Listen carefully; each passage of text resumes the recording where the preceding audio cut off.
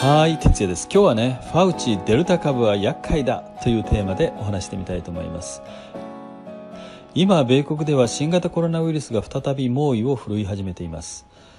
以前もお話したように、一般的な傾向として感染力が強いウイルスがそうでないウイルスを駆逐する傾向があるんですね。つまり米国では一時期全米を席巻した比較的感染力の弱いアルファ型、いわゆるイギリス型が影を潜め、それに代わってデルタ型が支配的になってきたわけなんですね。最近の発表では米国での1日の感染者数は8万人程度となっているんですね。そして8月中に、現在のですね約4倍の1日30万人に達する可能性があるという予測も出ているんです。バイデン大統領は8月2日に全米のワクチン接種者、これ1回でも受けた人という意味なんですけど、その割合が全国民の7割に達したと発表したんですけれども、逆に感染者数は急増に転換しているというね、皮肉な事態を迎えているわけなんです。ただしウイルスは感染力が強まるとそれに反比例するかのように毒性を弱める傾向があるとされています。ウイルスにしてみれば感染した人が簡単に死んでしまったら、自らの増殖も止まるわけなので、変な言い方ですけどね、あまり毒性が強いと不都合なわけなんですよ。もちろんね、ウイルスは細菌のような生き物、つまり生物ではないらしいので、不都合とかね、好都合とか考えてるわけではないんでしょうけどね。実態としては感染力が強まるとその分弱毒化する傾向があると言われているんですね。今後おそらく米国で感染者はね増えると見られるんですけれども、重症者や死者の数はこれまでほどにはならないのではないかというね楽観的な見方も出ています。しかし感染者が急増すればね、これまでよりも割合が低くなるとしても生命の危険にさらされる人が増えてくるのは確かなので、最近米 CDC、米国疾病予防管理センターはワクチン完全接種者、これ2回とも接種した人という意味なんですけど、その完全接種者に対してもね、これまでの方針を翻して屋内でのマスク着用を強く勧告する方向へと舵を切りました。これまではね、2回接種した人はもう屋内でも屋外でもですよ、マスクを着用する必要はないという、方針を出していたわけですけどもね、それを翻してきたわけですよ。バイデン大統領の最高医療顧問であるアンソニー・ファウチ氏は8月1日、あるテレビ番組に出演して、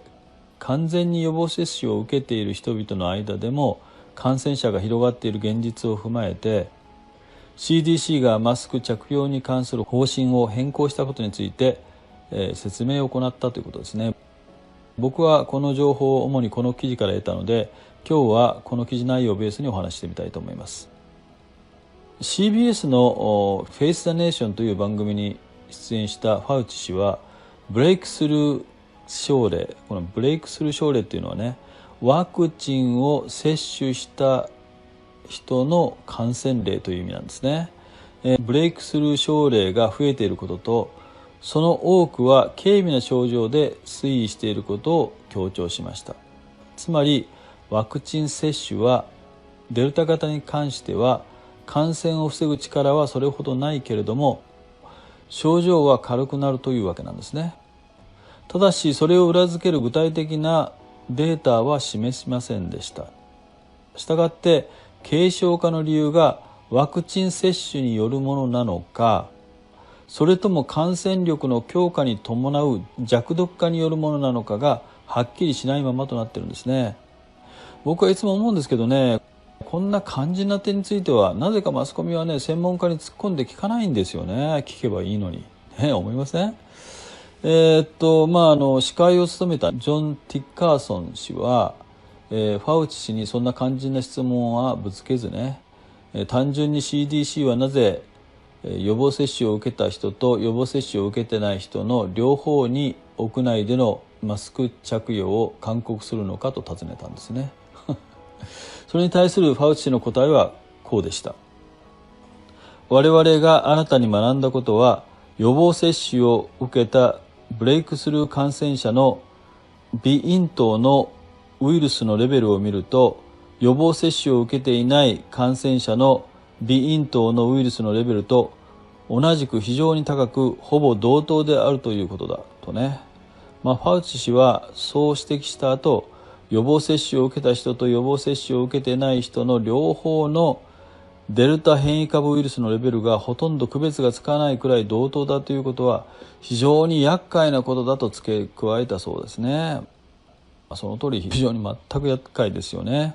ファウチ氏によると、これらの知見は以前に支配的だったアルファ変異株イギリス型を含む他の症例で観察されたものとは全く異なるということなんですね。つまりこれまでの症例であればワクチン接種者というのは、ウイルスの量はね、感染したとしても少なかったわけですね。それがもう全く同じであると、予防接種を受けてない人と全く同じであるということですね。つまりデルタ型の場合、ワクチン接種を受けた人が感染した場合にも、ワクチン接種を受けていない感染者と同じくらい体内にウイルスが存在し、ワクチン接種を受けていない患者と同じくらい他の人々にウイルスを感染させる可能性があるということなんですね。そのため CDC はガイドラインをウイルスが蔓延している地域、すなわちレッドゾーンないしオレンジゾーンでは屋内ではマスクを着用する必要があると変更したわけです。このレッドゾーン、オレンジゾーンというのはね、蔓延の程度を示しているんでしょうけど、ここではちょっとね詳しく説明しませんけれども、ご自分で調べていただければと思います。ただね、今米国人の間でね、ファウチさんに対する信用はね、かなりガタ落ちになってますからね。いろいろあったじゃないですかね。武漢ウイルス研究所とのつながりとかなんとかねありましたよね。ですから、よく前言を翻すしね、この人ね。ですので信用があまりないんですけども、ですから米国人がこうした勧告をね素直に受け入れるかどうかは定かではありません。またその一方でね、こうした CDC の方針転換が米国でのワクチン接種の広がりに水を差す可能性もあるんですよね。変異株に対してはワクチン接種者の感染リスクがワクチン未接種者と変わらず、感染させる可能性も同等ということになれば、数々の危険な副反応や遺伝子への長期的な悪影響への不安、それから2回接種しても7ヶ月しか効力が持たないことなどなどね、いろんなネガティブな面を考えると、今後ワクチン接種を躊躇する人がね増えてきてもおかしくはないでしょうね。意味あるんかとね。僕の個人的な意見はどうかといえば、僕は医者でも科学者でもない単なる YouTuber ですからね。ワクチン接種の妥当性やワクチン接種が今後次々に出てくると言われている変異株に対してある程度有効性を維持できるのか、いやいやどんどん効力を失っていくのかという点についてはね、全く分かりません。ちなみにワクチン接種が大いに功を奏したイスラエルではね、デルタ株の蔓延に伴い8月1日より3回目のワクチン接種が始まったそうです。早いですよね、イスラエルという国はね、何でも。ただね、これからも変異株が出るたびに4回、5回、6回とね、接種回数を増やしていくんでしょうかね。ちなみにご存じない方がたまにいるのであえて申し上げますけれども、米国の医薬品を公的に管理している FDA 米国食品医薬品局は新型コロナワクチンの使用に関して緊急許可は出しましたが、いいですか、緊急許可は出しましたが未だ審査を完了してはいません。もう一回言いますよ。未だ審査を完了してはいないんです。したがって現時点では正式な承認はまだ行っていない状態なわけですよ。正式な承認はしていないんですよ、 FDA はね。繰り返しになりますが、ワクチンの接種の是非については僕ごときがですね、皆さんに何らかの確たる根拠を持ってね提言できることなど何もありません。接種するもしないもあくまでも自己責任というほかないんですね。ただいずれにしてもね、ワクチン先進国である米国等のね動きにはこれからもねしっかりと注視していく必要がありそうですね。あなたはどうお考えでしょうか。ではまた。 Good luck。 目覚めよ日本人。今回のようなお話に興味のある方はぜひチャンネル登録をよろしくお願いします。